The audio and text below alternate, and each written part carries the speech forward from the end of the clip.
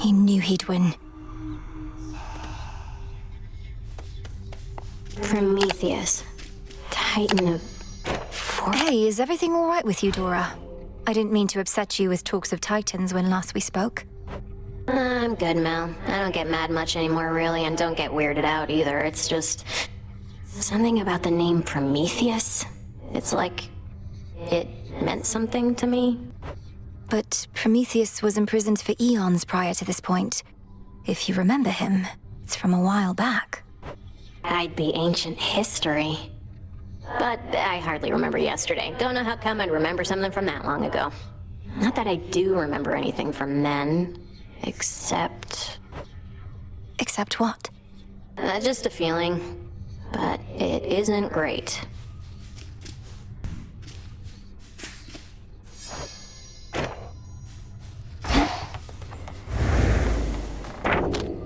Interesting.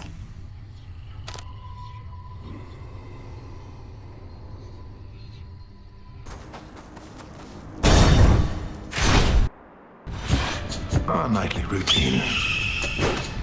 Tell me, Titan, do you recall a mortal woman by the name of Dora? A shade responded strangely when I mentioned you, but can't seem to remember what you did. Let us leave it be, Agent of Change. That old shade's latent memories had more to do with gods and their deceptions than with anything I did. Elaborate. Tell me what happened to her. You keep blaming everything on the gods, as though all this is solely their responsibility. Oh, on the contrary. I take responsibility for mortal kind. But for all their failings, vices, and downfalls, I am not to blame. Nor is this Dora. You tell her I said that. Run.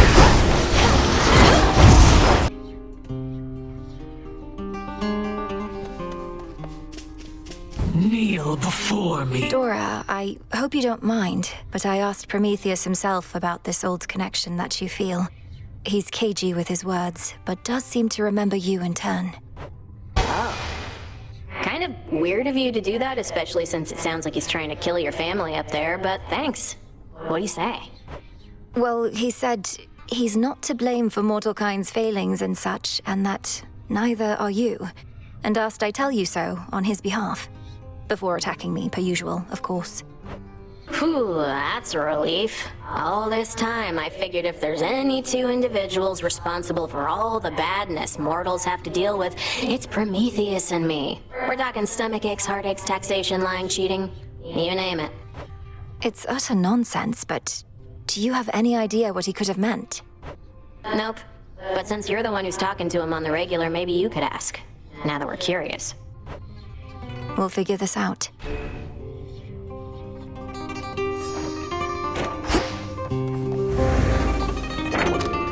Another prophecy. What does that Titan know about my friend?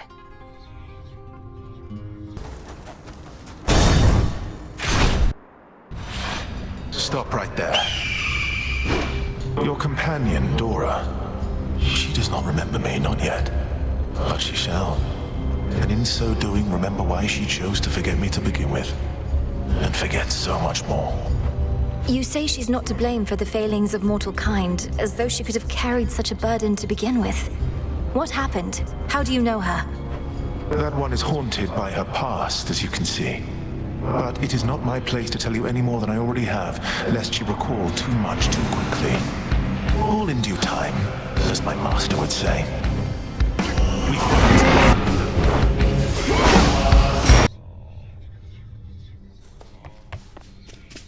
Fear me. Prometheus refuses to elaborate about your past with him, Dora.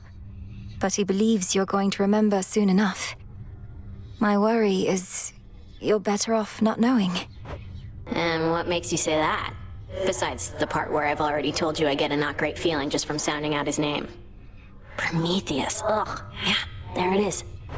He gave me the impression you forgot about him, and much more, by choice. If that's true, perhaps it's for the best. If only for the sake of your past self.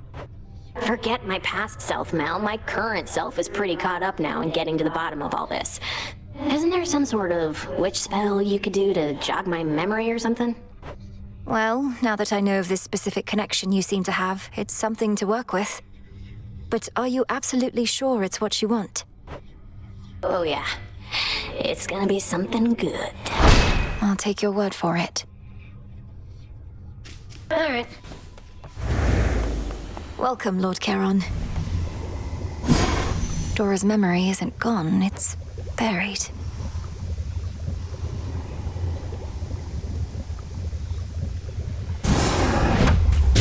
Dora wishes to remember. She's ready. My true friend Dora, for you this is aimed. Regain the memories the Lethe claimed. So mote it be. Whoa. Dora, wait!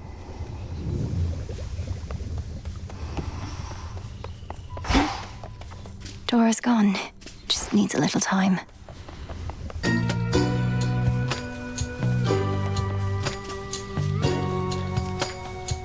I remember everything. About why I forgot everything. I did something pretty bad, Mel. Whatever it was, you don't have to tell me. Unless, of course, you wish to. In which case, I'm listening. Yeah, the thing is, I just kinda ruined everything for everyone. For everyone who's mortal, anyway.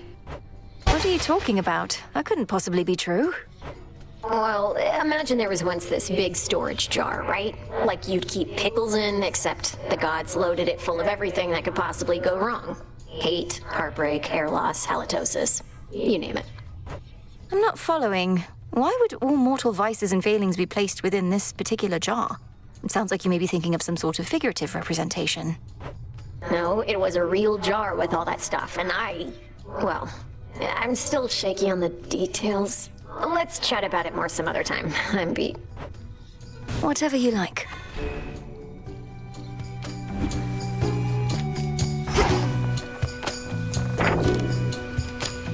I'll get through this, Dora.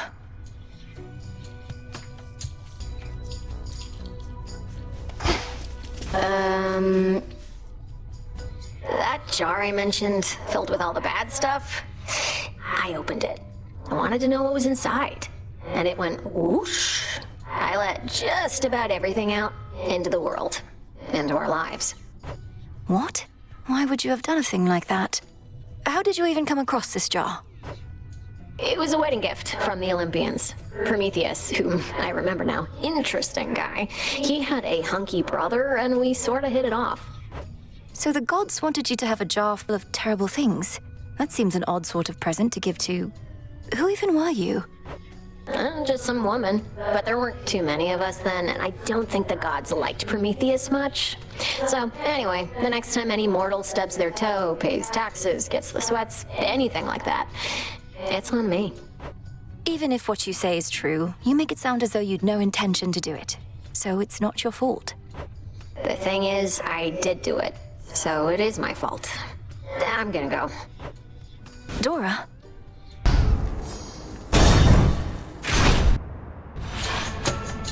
You do know Dora, don't you? She and some brother of yours, they were wed. And somehow this resulted in her letting loose all sorts of demons in the mortal world. That is one telling of it, more or less. So she remembers finally, perhaps with great regret. After all this time, mortals still cannot decide whether to blame themselves or gods for their plight. Oh, they should blame only gods. Take no responsibility for their own wretched state. Not even Dora would do that, and she's one of the most complacent beings I know, in an impressive way. Your companion Dora remembers some of the events, but this does not mean she understands any of them. Her actions pitted mortal kind against itself forever.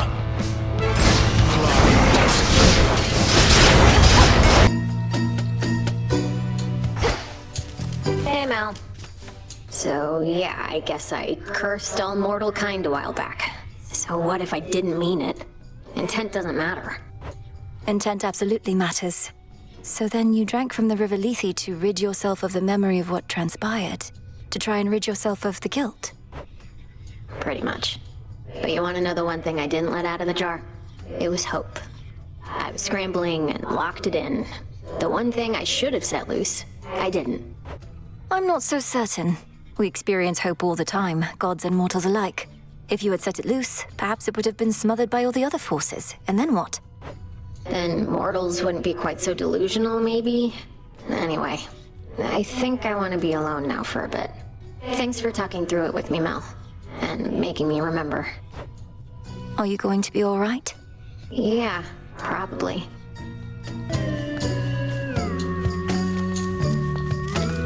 Hey, so... Dora, I just can't believe the gods set you up to curse all mortal kind. Is there any possibility your memory's at fault? I guess. But I remember pretty clearly now, even if it was a long while ago. Though the other thing is, don't all you gods go through most of this stuff yourselves? I mean, you don't die like mortals, but you get the other bad things. Well, certainly not all of it, but most. So then, perhaps this jar was merely some means of bringing mortals and gods closer together. To reality, such as we know it. Sounds kind of like the hope that I left in the jar talking, Mel. You don't think the gods were just getting back at Prometheus, his brother, and his gorgeous wife? Perhaps, but what would they possibly gain from doing such a monstrous thing? Gods can be jerks sometimes. Like mortals, but stronger.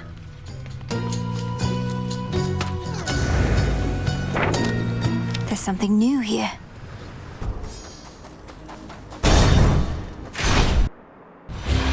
How was the climb? What became of Dora's husband? Your brother, by her recollection. He abandoned her after what happened? It's more correct to say that your companion Dora finally saw my scatter-minded brother for who he was. Their marriage lasted for about as long as many do. All while you stood idly by and did nothing, but now feel bad and thus decided to shoulder this righteous cause? Perhaps to feel a bit of absolution that you never got from her. Your words are harsh, but for the most part accurate. Dora remembers now what your own family did to her. If she can forgive you all for that, then she's a stronger soul than I. Typhon.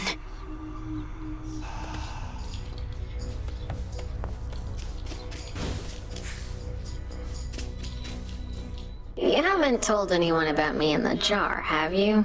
I'd rather keep it between us. Glad I remember now, but wouldn't want the attention from the details getting out. I've spoken only to Prometheus of it, for he had knowledge of the circumstances from before. But I won't tell another soul. Good. Maybe eventually I'll go tell everyone myself if I really want to mess with him. And even if not, this has given me a ton of new material for my hauntings. It's scary stuff. Please don't make light of it, Dora.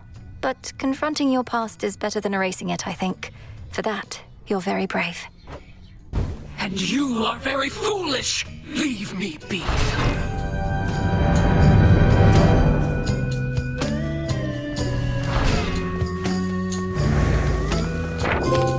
Let me see. The shade we know as Dora is undaunted by her past. Who unleashed the evils of this world upon us all? Was it the callous gods, or was it we ourselves, fools that we are? The shade called Dora did not seem to care, yet her companionship with our princess of the dead Millennium revealed in her a truth refusing to be bottled up. The past haunts us eternally. We cannot flee from it forever. We cannot forget it forever. We may try to ignore it, as Dora did, or we may try to accept it, as Dora has, with thanks to the encouraging princess. The tale of how we mortals lost our innocence is widely known, and in it, Dora played a vital part. But hers is not merely a tale of woe. It is a tale of finding hope in the unlikeliest of places. It is the tale of how we came to be the way we are. And Dora, at least, it's exactly how she wants to be. She's perfect.